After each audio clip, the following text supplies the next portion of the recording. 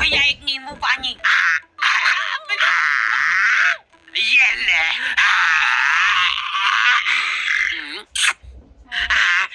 बाबलू बाबलू बाबलू बाबलू। आज जो आए वो दुनिया की रखवाली करने। बाबलू भैया, अरे कोई बात नहीं कोई बात। पैर के ऐसे तो हट जाए। हाय बाबलू भैया, मैं नहीं हटूंगा। बाबलू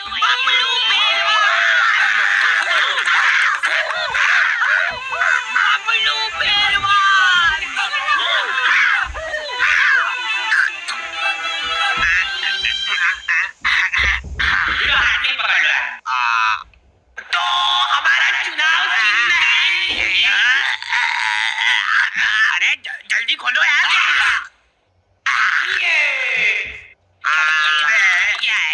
ये हमारा दिल है।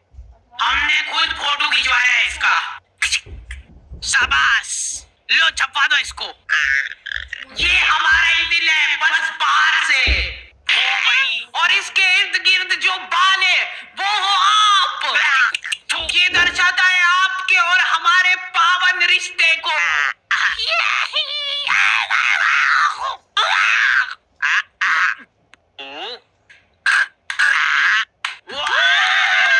बाबलू पहलवान, ये बाबलू भैया ही जीतेंगे।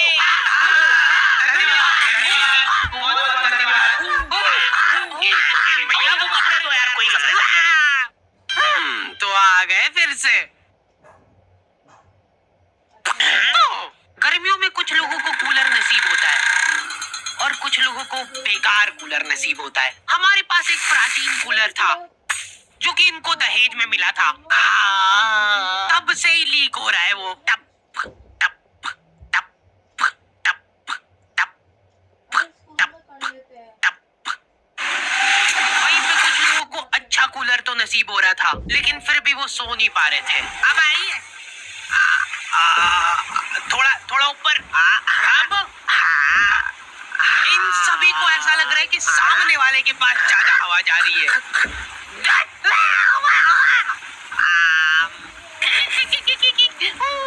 कूलर पे ऑटो स्विंग चालू करके ये लोग उसके साथ साथ घूम रहे हैं।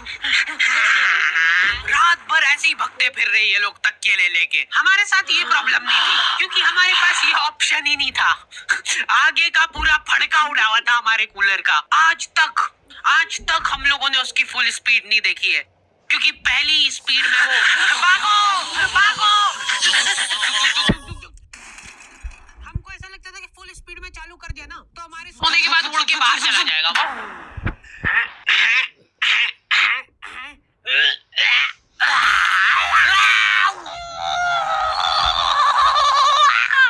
इतने तपाड़े में बेचारे फेरी वालों को पसीने में लथपथ घूमते देख मेरी मम्मी इमोशनल हो जाती है और सोचती है कि इनका तो फायदा करना पड़ेगा।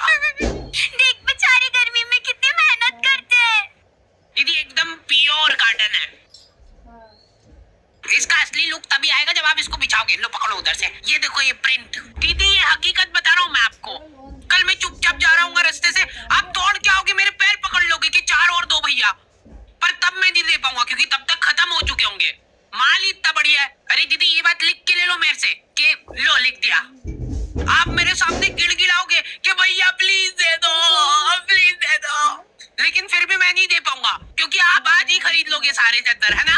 अंधा पोटेंशियल है इन लोगों में। ये तुम्हारे सामने जिंदा आदमी बेच खाएगा। दीदी ये देखो, ये कुछ नहीं होता है इसको, तो और पूरा फोल्डेबल है।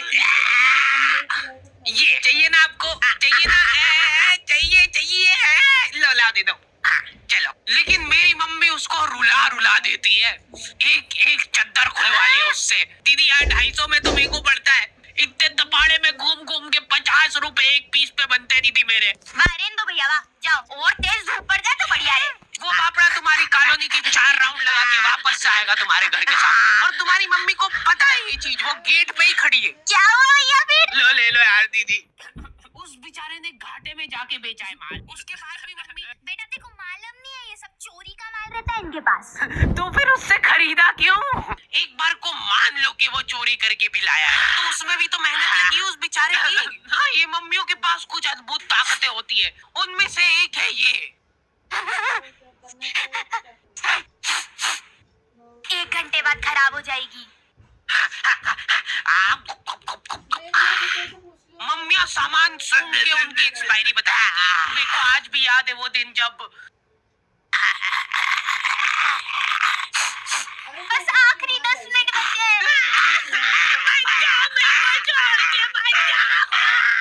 अब तो 2 ही मिनट बचे हैं। हेलो। दूसरी तरफ बबलू पहलवान का दबदबा बढ़ता ही जा रहा था। उस दिन बबलू पहलवान का जन्मदिन था और पूरे शहर को ये बात मालूम थी, क्योंकि हर गली नुक्कड़ पे इन लोगों ने पोस्टर लगवा दिए थे, बबलू भैया पहलवान हैं, इसलिए जन्मदिन की शुभकामनाएं। भाई साहब, इनमें से बबलू भैया कौन से? ये तो नहीं रह गया तुमको। और बबलू पहलवान ने जिंदगी में पहली बार कुछ ढंग का काम करने का सोचा। अरे बबलू भैया, ये तो पिघल गई, आपके लिए नहीं लाता। कोई बात नहीं, मेरे को मेरी जनता की सेवा करनी है। इस शहर में न जाने कितने गरीब लोग भूखमरी से मरते हैं। मैं अरे भैया, मेरी जरूरत है। बबलू भैया, ये आपके खाने का भी टाइम हो गया, तो पहले खा लीजिए फिर चल जाना। ठीक है, इतनी देर में कोई नहीं मर रहा, चल आजा, खा के चलते हैं। देखिए, इनके जैसा काला डुस्सी हो जाएगा, दिन भर धूप में रबड़ता रहेगा। तो तुमने कुछ रईस लोग देखे होंगे जो कि हम्बल बनने की नाकाम कोशिश करते हैं। अरे भैया, आप मानोगे नहीं, ये एसी वगैरह में को जमता थोड़ी ना। एसी जो रहता है ना, ये शरीर खराब कर देता है, क्योंकि ये सिर्फ नाक के अंदर ठंडक करता है एसी, लेकिन जो अपना पंखा रहता है वो पूरे शरीर को ठंडक देता है। इसलिए हम तो एसी और पंखा दोनों चलाते हैं, ताकि नाक के अंदर की ठंडक भी हो जाए और बाहर शारीरिक ठंडक भी हो जाए। यही हम्बल अप्रोच हर किसी को रखना चाहिए अपनी जिंदगी में, अगर उसको सड़क पे आना है तो। यार, मैंने सोचा नहीं था इतना ज्यादा आ जाएगा बिल, लेकिन ये लोग अभी भी हम्बल है। ये लोग अपने आपस में ही दिलासा दे रहे एक दूसरे को, फालतू की बातें करके। अपन बताए, धूप सेक रहे एक तरीके से। अब देखो, अपन ने चड्डी तो पहन रखी है, ठीक है, तो अब क्या होगा कि अपने शरीर का हर एक अंग एक जैसे कलर का हो जाएगा। मेरी आंखें भर आती है बेचारे गरीब लोगों को देख के, बेचारों के पास कपड़े तक नहीं है। बबलू पहलवान बहुत सोच विचार करके कंबल बांटने का फैसला करते हैं। भर जग गर्मी में बेचारे जिन लोगों के पास थोड़े बहुत कपड़े थे, वो भी उन्होंने छीन लिए और जबरदस्ती उनको कंबल बांटी। अब वो बेचारे गर्मी में कंबल ओढ़ के खड़े हैं। मेरे को पता है, बहुत खुशी मिलती है जनता की सेवा करके, निस्वार्थ सेवा करता हूँ मैं। मेरे को कुछ उनसे चाहिए नहीं बदले में मेरी माँ का मंगलसूत्र है, ये रख लो। भाइयों, ये देखो, बेटी पेटीएम है, और उससे भी ज्यादा प्राउड की बात यह है कि माँ का मंगलसूत्र भी रख के दिए मैंने। ये लोग शर्ट पहन के एहसान कर रहे हैं, ऊपर के 5 बटन खुले हुए, नीचे का बस 1 बटन अटका रखा है। जरा सी हवा चली तो वो भी खुल जाएगा। और इन लोगों में एक अद्भुत टैलेंट होता है। एक सीधी सुनसान सड़क है, कोई प्राणी उस जगह के आसपास भी नहीं आता है। इतनी प्यारी सड़क है ना वो, कि तुम उस पे चप्पल पहन के चलोगे तो वो सड़क गंदी हो जाएगी। उस सड़क पे ये लोग आड़ी बाकी गाड़ी चला के तुमको गिर के दिखाएंगे। देखो यार, मैं किसी का बुरा नहीं चाहता, लेकिन इनकी ऐसी हरकतें देख के मेरी तो बहुत ज्यादा इच्छा होती है कि ये तो यार गिरना चाहिए। तुम्हारी भी इच्छा तो होती है मन मन में, पता है मेरे को, ठीक है? भगवान इसको गिराओ यार। Thank you. तेरी माँ तो हाथ टुटवा के बैठी थी, ने अब तू भी पैर टुटवा के आ गया। ये सीट पे सीढ़ी लगा के चढ़ना रहता है क्या? अरे कुछ नहीं होगा, आप बैठो तो सही। देखो, मैंने बोला था ना, कुछ नहीं।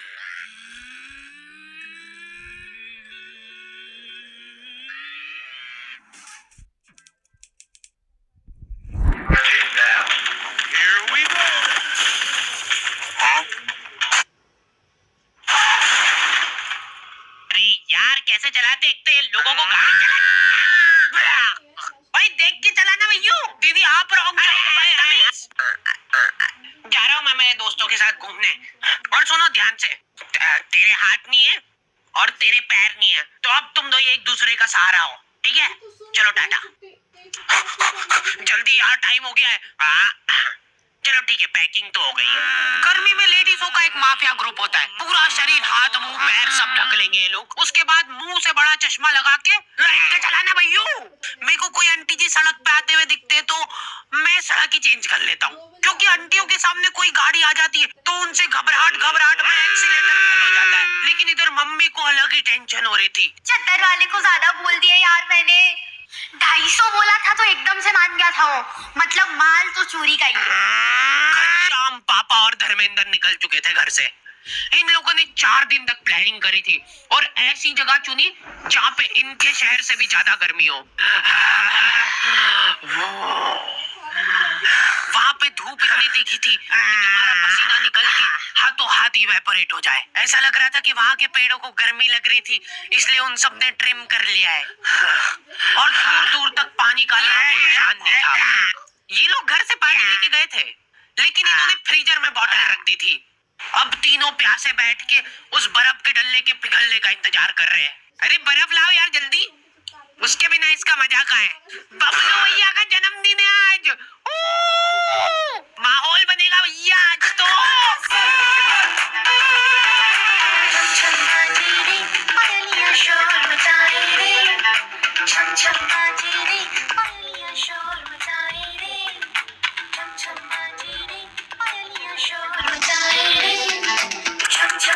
पूरे 250 रुपए चुरा के ले गया है वो मेरे। गलती कर दी यार मैंने। 50 रुपए और कम कराने चाहिए थे मेरे को।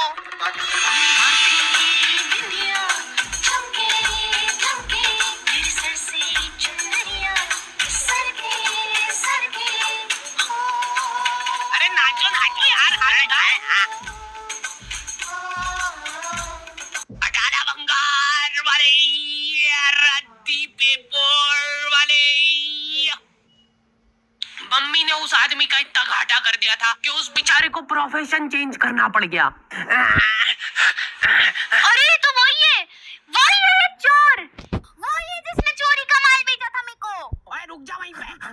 अरे मैंने कुछ नहीं करा, मेरे को मत मारो नहीं यार। मानेगा ये। देखो ये चश्मा कैसा लग रहा है, एकदम वेल्डिंग वाला लग रहा है। क्या हुआ इसको? भाई वो सही में वेल्डिंग इच करता है।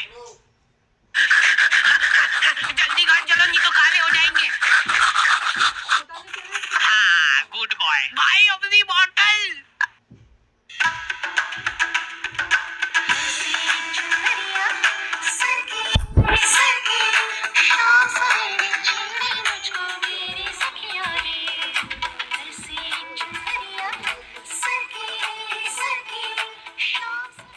दीदी यार 250 में तो मेरे को पड़ता है।